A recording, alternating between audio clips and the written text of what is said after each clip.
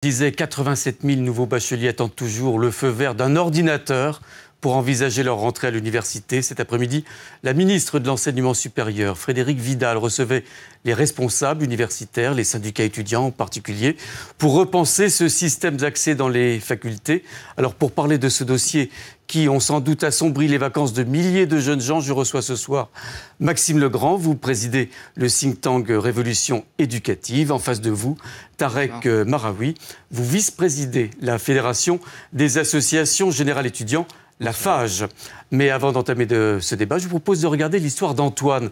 Antoine, c'est un jeune bachelier de région parisienne. Il est bien déçu de n'avoir pas eu accès aux études qu'il aurait souhaitées. Le sujet est signé Cécile Sixou avec Flora Sauvage. Antoine vient d'avoir son bac. Avant les résultats, il s'est inscrit sur le site de l'APB, Admission Post-Bac, où il a listé par ordre de préférence ses choix de faculté. J'ai mis STAPS en premier choix, du coup à Créteil. Antoine n'a pas eu son premier choix car il n'a pas été tiré au sort. Il s'est résigné et a accepté son second choix par défaut. J'étais déçu de ne pas vraiment aller là où je voulais dès le départ. Le système d'admission post-bac crée des déçus mais aussi des exclus. Ces 3 dernières années, le nombre d'étudiants a augmenté de 30 000 par an, mais pas le nombre de places. Du coup, dans les filières sous tension comme la psycho, les STAPS, le droit et la médecine, le ministère a mis en place un système de tirage au sort pour dispatcher de façon aléatoire les places restantes. Un système inéquitable qui crée des problèmes d'orientation chez les étudiants. On voudrait mettre en place des prérequis, de dire que par exemple, pour rentrer dans une licence scientifique, il faut avoir fait un baccalauréat scientifique, que pour rentrer dans une licence de STAPS, il faut savoir nager. Ce sont des choses qui me paraissent importantes pour pouvoir assurer que les gens qui viennent à l'université réussissent. La ministre de l'Enseignement supérieur, Frédérique Vidal, veut mettre fin au tirage au sort. Alors que près de 87 000 bacheliers attendent toujours une place en fac, les acteurs de l'éducation ont entamé une vaste concertation pour réformer le système d'entrée à l'université. Le gouvernement souhaite, lui, instaurer des prérequis dans le cadre de contrats de réussite étudiante. Tarek Maraoui, vous étiez dans le bureau de la ministre de l'Enseignement supérieur cet après-midi. Est-ce que vous pouvez nous affirmer ce soir que les 87 000, j'allais dire, naufragés du baccalauréat cette année, trouveront une affectation à la rentrée dans les facultés françaises ? Alors, j'assumerai pas la responsabilité qui est celle du ministère de leur trouver une place qui leur convienne dans l'enseignement supérieur. En revanche, la FAGE a mis ce sujet sur le tapis. L'objet de cette concertation était de trouver une réponse pour 2018. Pour la FAGE, il était prioritaire et primordial que les 87 000 étudiants qui se retrouvent aujourd'hui en difficulté trouvent une réponse pour la rentrée 2017. Alors pourquoi la machine s'est enrayée cette année ? Écoutez, cette situation, on l'a vu venir. Il y a eu une augmentation de la démographie étudiante. C'est une très bonne chose, ça aurait pu être une chance pour notre pays, mais ça devient aujourd'hui une limite faute d'éléments organisationnels, faute d'investissements supplémentaires. Et là, je parle à la fois des éléments en termes d'organisation de notre système éducatif, mais également des investissements financiers. 30 à 40 000 étudiants de plus chaque année qui aspirent à rentrer à la faculté. C'est ça, on va faire face d'ailleurs l'an prochain au baby-boom de l'an 2000. 40 000 étudiants supplémentaires, c'est une bonne chose, mais il faut donner les clés à chacun de trouver la formation qui lui convienne. En tout cas, le moins qu'on puisse dire, c'est que Frédérique Vidal, la nouvelle ministre de l'Enseignement supérieur, ne mâche pas ses mots sur ce véritable raté informatique. Écoutez, c'était ce matin sur France Inter. C'est un énorme gâchis. On est face aujourd'hui à une situation qui est à la fois injuste et qui n'a strictement aucun sens, cette situation de tirage au sort. Et je crois que tous les acteurs partageant ce constat, tous auront à faire des propositions, et ces propositions, je les examinerai pour qu'on garde les meilleures pour la rentrée 2018. Maxime Legrand, est-ce qu'aujourd'hui le mot « sélection » à l'entrée de l'université est un mot qui reste un mot tabou ? Alors, oui, j'aimerais néanmoins revenir sur ce qui a été indiqué avant, à travers plusieurs points. La question d'admission post-bac, ça fait des années que ça existe. Ce sujet-là, le problème, tous les ans au mois de juillet. Sauf que cette année, ça a touché certains lycées parisiens privilégiés, et que donc certains médias s'y sont intéressés plus que d'autres années. Mais depuis de nombreuses années, dans des zones rurales, dans des zones urbaines défavorisées, on a de nombreux bacheliers qui n'ont pas le choix qu'ils attendaient. Ensuite, j'aimerais rappeler que le droit à l'éducation, le droit à la formation, au même titre que le droit au logement qu'avait rappelé l'abbé Pierre en 1954, est un droit constitutionnel. et qu'aujourd'hui, il y a non seulement 87 000 bacheliers qui sont en situation difficile, mais il y a 10 000 bacheliers qui avaient ce qu'on appelle une pastille verte, c'est-à-dire qu'ils étaient obligés d'indiquer ce choix-là qui était garanti. C'est-à-dire que juridiquement, on leur garantissait ce choix, et 10 000 étudiants, c'est pas neutre quand même, n'ont pas eu cette garantie-là. Donc la garantie du droit à la formation et à l'éducation n'est plus garantie dans notre pays. Je pense que c'est quelque chose de très important. Mais qu'est-ce qui cloche alors ?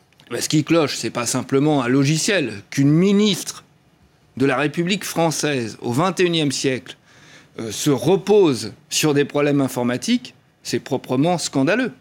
Le sujet, c'est une absence totale de prospective.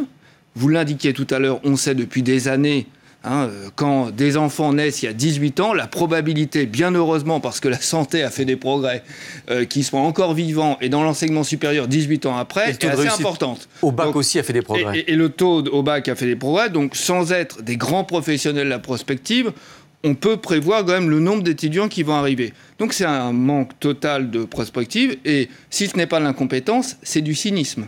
On peut prévoir le nombre d'étudiants qui vont arriver à l'université, c'est-à-dire qu'il suffit d'adapter les moyens de l'université pour les accueillir tous. Il y a deux sujets. Le premier, c'est non seulement les moyens, mais c'est aussi innover en termes de formation. Les besoins aujourd'hui, à la fois du monde économique, du monde social, du monde politique, du monde institutionnel, ces besoins ne sont pas les mêmes qu'il y a 20 ou 30 ans. Et donc, il y a un manque d'innovation dans les formations aujourd'hui, de création de formations qui sont adaptées non seulement aux besoins économiques, mais aussi aux aspirations des étudiants. Et je pense que mon contradicteur ne s'opposera pas à cette idée qu'il y a un vrai besoin aussi de prise en compte des aspirations des étudiants pour créer des nouvelles filières. Parce qu'il y en a 87 000 qui sont collées, mais il y a beaucoup de filières qui sont en sous-effectif. Donc, il y a bien On parle de 200 000 places possibles aujourd'hui dans l'université française dans ces types de filières. Bien sûr. Et vous vous rendez compte à quel point c'est absolument dramatique, et j'ose le dire assez assassin, de se dire, ceux qui n'ont pas eu leur choix, on va les affecter dans les trous du gruyère. Non. Taret Maraoui, est-ce que la solution, c'est cette solution préconisée par le gouvernement, celle des prérequis, autrement dit, un bachelier littéraire ne pourra plus intégrer librement une filière scientifique comme la médecine, par exemple. Ouais, j'aimerais au préalable revenir sur un point qui a été évoqué, le sujet d'APB. APB, on lui a finalement assigné des missions qui ne sont pas les siennes. APB, c'est ce système de sélection et d'orientation. D'admission post-bac, effectivement. Oui. APB, il est là pour affecter des bacheliers dans des formations du supérieur. Mais derrière ce processus, finalement, il voit des personnes qui font des vœux et il s'occupe que de ça. C'est un algorithme. Sauf que cet algorithme, il est relativement flou, on n'en connaît pas les critères, c'est une première limite, mais derrière, il doit affecter des personnes dans des filières dont les capacités d'accueil sont de plus en plus restreintes. Et là-dessus, ça pose vraiment question, parce que la vraie limite aujourd'hui, c'est que des personnes qui ont envie de s'orienter vers un certain nombre de filières ne trouvent pas les places dedans. Donc il va y avoir un vrai travail à mener pour permettre à ces personnes d'accéder dans ces formations. Sur cette idée de... Pardon, juste de revenir là-dessus. Aujourd'hui, le système admission post-bac, il faut dire les choses, c'est un facteur de délit d'initié. Dans le domaine financier, qu'est-ce qu'on appelle un délit d'initié ? C'est quand il y a des gens qui ont une information que d'autres n'ont pas. Aujourd'hui, dans la population française, toutes les familles n'ont pas accès au même niveau d'information, n'ont pas accès non plus aux mêmes écoles, puisque dans admission post-bac, vous avez des filières non sélectives et puis des filières sélectives, y compris privées, qui sont dedans. Et certaines familles, évidemment, on le sait, ont plus d'informations que d'autres, y compris sur ces fameux prérequis. Parce que qu'on arrête aujourd'hui, des universités, à l'entrée, sélectionnent. On ne le dit pas, sur dossier, sur note, elles ne le disent pas, elles ne veulent pas le dire. On est dans une grande hypocrisie aujourd'hui de l'enseignement supérieur français, sauf que les familles les plus initiées connaissent ces prérequis, et donc il y a déjà des prérequis qui ont été mis en place. Et puis pour répondre à votre question tout à l'heure, oui, le think tank Révolution éducative est pour une sélection accompagnée. Maintenant, il faut arrêter les concertations, il faut arrêter les grands événements et réunions. Maintenant, il faut avancer dans les décisions pour les plus défavorisés. Tarek Maraoui. Ouais, à la FAGE, on veut aussi une révolution éducative, mais pas n'importe laquelle. Je pense qu'il faut répondre de l'ensemble des sujets. Nous, on promeut une démocratisation de l'enseignement supérieur et de la recherche. Ça veut dire quoi ? Ça veut dire faciliter finalement l'accès, faire en sorte de détruire finalement, rompre avec les déterminismes, et notamment la question des formes de délit d'initié en fait partie, réussir à donner à chacun les clés pour une orientation qui lui convienne, c'est un premier point, mais également permettre à chacun de réussir dans des études de qualité.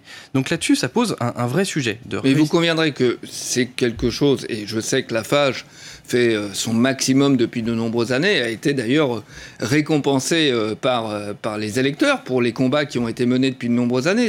Ça fait de nombreuses années qu'on dit qu'il faut absolument changer les choses, les réformer, les améliorer. Je crois que ça fait partie des combats de la FAGE comme de Révolution éducative, qu'on ait à la fois le souci de l'efficacité et de l'équité, voire même de l'égalité, mais que...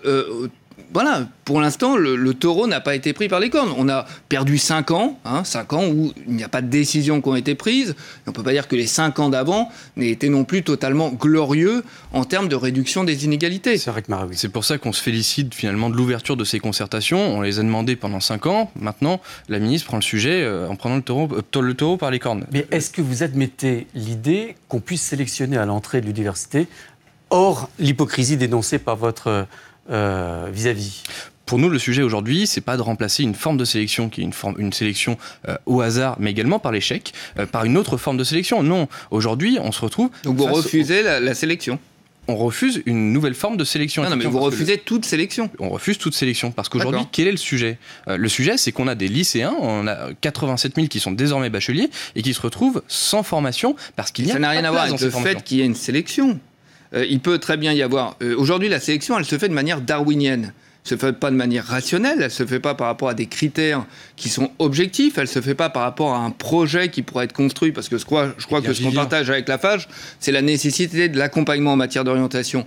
Mais il ne faut pas raconter n'importe quoi non plus sur le fait qu'il y a 87 000 personnes qui seraient bloquées parce qu'il y aurait une sélection. Non, s'il y avait une sélection proactive, avec des vrais prérequis, comme il y a dans l'ensemble du monde, Non, j'y viens. Aujourd'hui, le vrai souci, c'est celui de la construction des parcours des lycéens.